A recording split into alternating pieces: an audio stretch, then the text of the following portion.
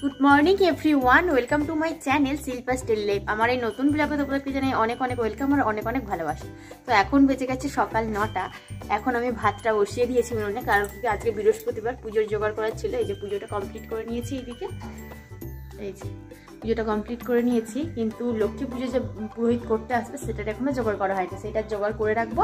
আর ভাতটা বসিয়ে দিয়েছি তাড়াতাড়ি করে, কারণ কি ভাতটা হতে অনেকক্ষণ সময় লাগে, 45 মিনিট মতো। তারপরে আবার বাকি রান্নাগুলো করতে হবে। চলো ঝটপট করে নিই।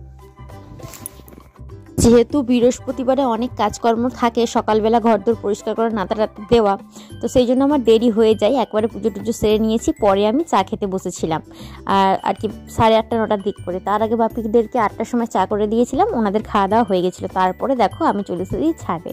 একদিকে কিন্তু উনুনে আমার রান্নাবান্না চলছে, আর তরকারিটা বসিয়ে দিয়ে আমি চলে এসেছি ছাদে ভিজে জামা কাপড়গুলো মেলে দিতে। কারণ কি তা না হলে এটা পরে থাকবে যতক্ষণ না মিলবো।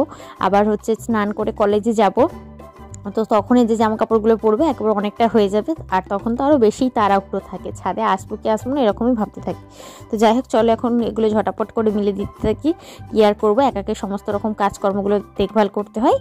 আর গোয়ালের যে সমস্ত কাজকর্মগুলো আরে থাকে, বা জ্বালন টালন এনে দেওয়া, ওই সমস্ত কাজকর্মগুলো কিন্তু আমার শাশুড়ি মায় করে। আর বাড়ির যা রান্না বান্না, হেনা তেনা, ঘরদোর পরিষ্কার করা, এই সমস্ত কাজকর্মগুলো থাকে, এগুলো কিন্তু সমস্তটাই আমাকে করতে হয়।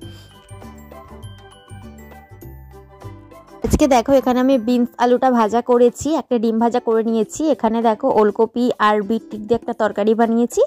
আর কালকের মাংস একটু বেশি হয়েছিল, সেটাই আর একবার গরম করে নিচ্ছি। তারপরে চলে গিয়েছিলাম কলেজে, ফিরে এখন সন্ধ্যাবেলা চা নিয়ে বসেছি। তো চাটা খেলে একটু বেশ রিফ্রেশ ফিল হয়, সেই জন্য আর কি। আর আজকে আমি কলেজ থেকে বাড়ি ফেরার সময় স্কুলের কাছে ফুচকা কাকু বসে, তো সেখান থেকে ফুচকা কিনে নিয়ে এসেছিলাম। তো অনেক দিন খাওয়া হয়নি ফুচকাটা, আজকে ভাবলাম নিয়েই যাই, সেই জন্য নিয়ে আসলাম। আর বেশ ভালো লাগে, কাকুর ফুচকাটা খুব ভালো বানাই, খেয়ে আসি। আজকে ভাবলাম বাড়িতে গিয়ে তারপরেই খাবো, সেই জন্য আর কি। তো চলো খাওয়া দাওয়াটা করে নিই। আর আজকের মতো ভিডিওটা আমি এখানেই শেষ করছি। ছোট্ট একটি ভিডিও তোমাদের সাথে শেয়ার করলাম। কেমন লাগলো অবশ্যই কমেন্ট করে জানিও, ভালো লাগলে লাইক করো, কমেন্ট করো, আর চ্যানেলটিকে সাবস্ক্রাইব করে আমার পাশে থেকো।